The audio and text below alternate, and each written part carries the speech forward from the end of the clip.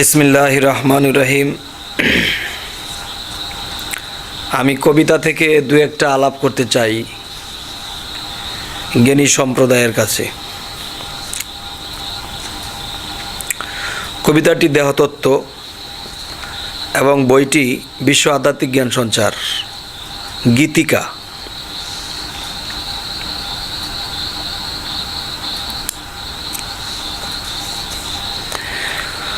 বইটি থেকে দেহতত্ত্ব কোরআন সম্পর্কে আমি একটু আলাপ করব।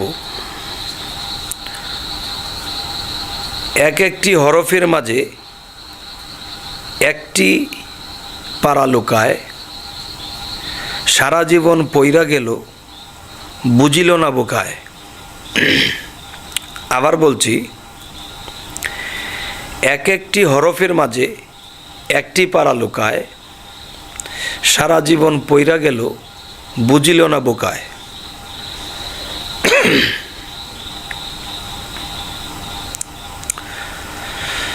আলিফ হামিম দালে প্রশংসা পায় দালে দালে দালে, পায় মিম হামিম দালে প্রশংসা পাইয়া যায়। এখন আলিফ হা মিম দাল আহম্মদ, মিম হা মিম দাল মোহাম্মদ। এখন এই পৃথিবীতে ইবাদত দুই প্রকার, একটি ইবাদত হলো আহম্মদী, আর একটি ইবাদত হলো মোহাম্মদী। এখন আমরা যারা নামাজ পড়ি, নামাজ পড়তে গেলে আমাদের নামাজের নাম কি? আমাদের এই নামাজ কয় অক্ষরে? আমাদের এই নামাজটি 4 অক্ষরে। কি কি? আলিফ হা মিম দাল। তাহলে এই ইবাদতটির নাম কি? আহমদি ইবাদত। রুকু সেজদা দিয়ে যে নামাজটি পড়া হয়, এটি হলো আহমদি সুরতের নামাজ। তাহলে আহমদ শব্দের অর্থ কি? আহমদ শব্দের অর্থ প্রশংসাকারী। মিম হাম মিম দাল মোহাম্মদ। মোহাম্মদ শব্দের অর্থ কি? মোহাম্মদ শব্দের অর্থ হইল প্রশংসিত। তাই বলা হয়, এক একটি হরফের মাঝে একটি পারা লুকায়, সারা জীবন পইরা গেল বুঝিল না বোকায়। আলিফ হা মিম দালে প্রশংসা পায় দলে দলে, পায় মিম হা মিম দালে প্রশংসা পাইয়া যায়। রুকু সেজদায় নামাজ পড়া আহম্মদের সুরত দ্বারা। আহম্মদে আছে যারা 17,999। এখন এই কবিতাটিতে যা বোঝানো হইল যে রুকু সেজদায় নামাজ পড়া আহম্মদের সুরত দ্বারা। আহম্মদে আছে যারা 17,999। এখন এই পৃথিবীতে 18,000 মাখলুকাত আছে। এই 18,000 মাখলুকাতের মধ্যে মানুষ সর্বশ্রেষ্ঠ। তাহলে 17,999টি মাখলুকাত মানুষের শ্রেষ্ঠর বাহিরে। তাহলে শ্রেষ্ঠর বাহিরে যেই প্রাণীগুলো, তারা এক একজনে এক একটা হরফে আছে। যেমন মানুষ আছে 4টি অক্ষরে। যখন দাঁড়ায় তখন আলিফ, যখন রুকুতে গেল তখন হা, যখন সেজদাতে গেল তখন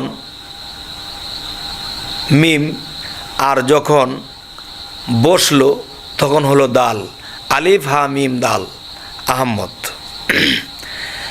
যদি একটা গরু বা মহিষের দিকে লক্ষ্য করি, তারা রুকুর দেশে আছে। তারা রুকুতে তাদের জন্ম, রুকুতেই তাদের মৃত্যু।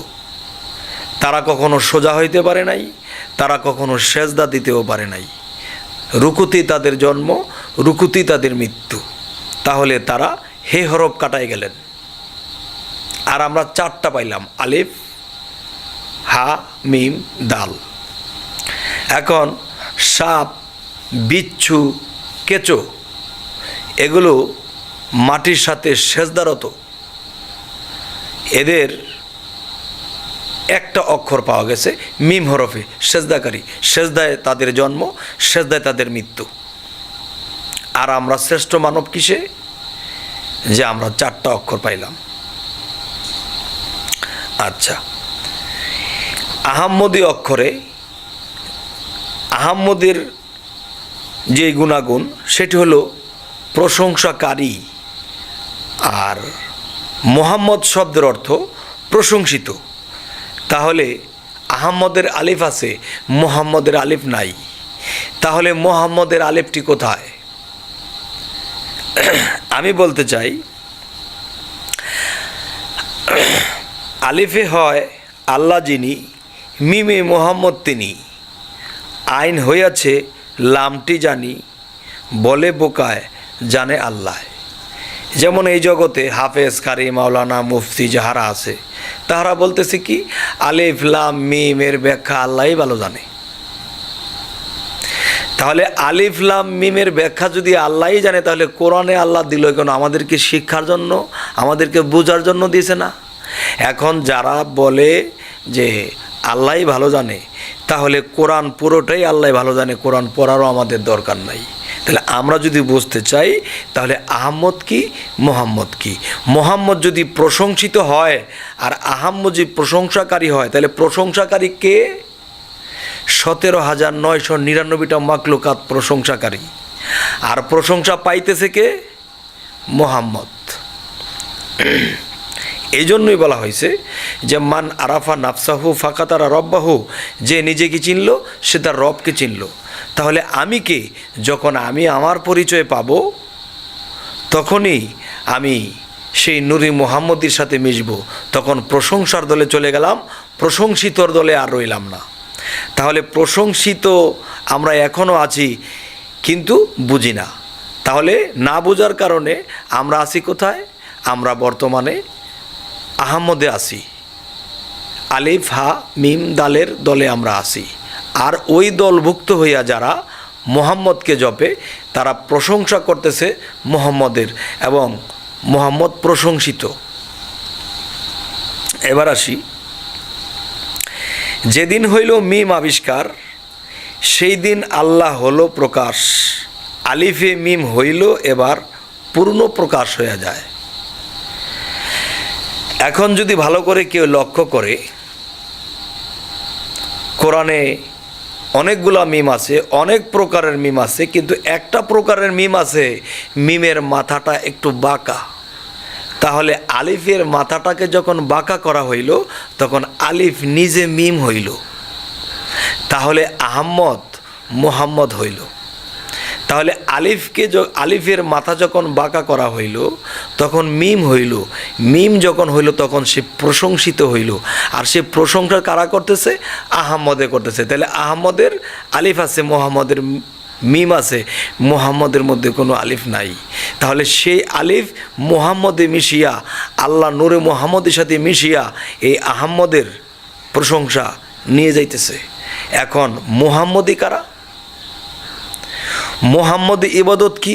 মোহাম্মদী কর্মকাণ্ড কি? মোহাম্মদী কর্মকাণ্ড হইল, হজরত মুহাম্মদ সাল্লাল্লাহু আলাইহি সাল্লাম হীরা পর্বতের গুহায় ধ্যানমগ্নে ছিল 14.5 বৎসর। 14.5 বছর ধ্যানমগ্নে থাকার পরে তার উপরে নবুয়াতি আসলো, তার উপরে কোরআন নাজিল হইল, এবং নবুয়াত নিয়ে তিনি হীরা পর্বতের গুহা থেকে বের হয়ে আসলো। তাহলে সেখানে কি করছে? সাধনা করছে। এই পৃথিবীতে আমরা নামাজের তাগিদ যে হারে দিই, সে হারে কিন্তু সাধনার কথা বলি না। সূরা ইনসিরার মধ্যে আল্লাহ বলছে, তোমাদের প্রথম মৃত্যু ছাড়া দ্বিতীয় আর মৃত্যু হবে না। তাহলে সেই মৃত্যুটি কি? সেই মৃত্যুটি আমরা এই জন্মে আসছি। যদি কেউ সাধনা করে, সে নিজেকে পবিত্র করা হইল, সে পরবর্তীতে তার জন্ম হবে না, মৃত্যু হবে না। এই কথাটি কোথায় লেখছে? সূরা ইনশিরায়। এবার সূরা সাফাতের মধ্যে আল্লাহ কি লেখছে? সূরা সাফাতের মধ্যে আল্লাহ বলছে, তোমরা যখনই অবসর পাও সাধনা করো, আর সেই সাধনায় তোমাদের মুক্তি হবে। কিন্তু নামাজের কথা আমাদেরকে যে হারে চাপ দেওয়া বলা হয়, কিন্তু সাধনার কথা বলা হয় না। আল্লাহ তো সাধনার কথা কোরআনে দিল। তাই বলি, মিমের সুরত আদম হলো, হাওয়া আলিফ ভিতরে গেল, সংসার পাতিয়া লইল, আসা যাওয়া আলিফ সিংহায়। শামীম আলী বুঝিতে চায়, পীরের চরণ ধরতে চায়, দেহ গঠন হরফ দ্বারায়, বোঝার শেষ নাই পায়। যেমন আমরা শুনে শুনে বলে থাকি কাগজ কোরআন, দেহ কোরআন, কিন্তু কাগজে কোরআন দেখা যায়, পড়া যায়, কিন্তু দেহের মধ্যে কোরআন আছে শুনি কিন্তু দেখি নাই। তাই সেই দেহ কোরআনের মধ্যে আমার নিজের পরিচয়খানি আছে। আমি কি আহম্মদ না মোহাম্মদ না আহাদ, তা আমার দেহ কোরআনের মধ্যে লেখা আছে। এই পৃথিবীতে যাহারা একজন কামেল গুরুর কাছে যাবে, যাওয়ার আগে দিয়ে যারা মাদ্রাসায় লেখাপড়া করলো তাদেরকে কাগজ কোরআনের শিক্ষা দেওয়া হইল, আর যারা গুরু মুর্শিদ ধরল তাদের কাছে গেলে দেহ কোরআনের শিক্ষা দেওয়া হইল। দেহ কোরআনের শিক্ষা যদি সে পায় তাহলে রুহে ইনসানির কোরআন সে শিক্ষা পাইবে। তখনই একজন মানুষ আল্লাহর গুণে গুণান্বিত হবে। আল্লাহ যদি কিছু বলে তাহলে হয়, তাহলে সেই মানুষটি উলিয়াও যদি কিছু বলে তা হয়। তবে আমি বলতে চাই যে সকলে এই পৃথিবীর যারা গুরু ধরেছেন এবং যারা ধরবেন তাদেরকে বলবো যে সর্বপ্রথম মান আরাফা নাফসাহু ফাকাতারা রাব্বাহু, সর্বপ্রথম নিজেকে চিনো, এরপরে তোমার রবকে চিনবো। যখন আমি নিজকে চিনতে যাব তখনই আমার দেহ কোরআনের মধ্যে আমি লেখা দেখা পাবো যে আমার মধ্যে কি আহম্মদ না মুহাম্মদ নাকি আহাদ। আমি এই কথাগুলো বলার উদ্দেশ্য হইল, এই কবিতা থেকে আমি এই কথার ব্যাখ্যাগুলো করলাম।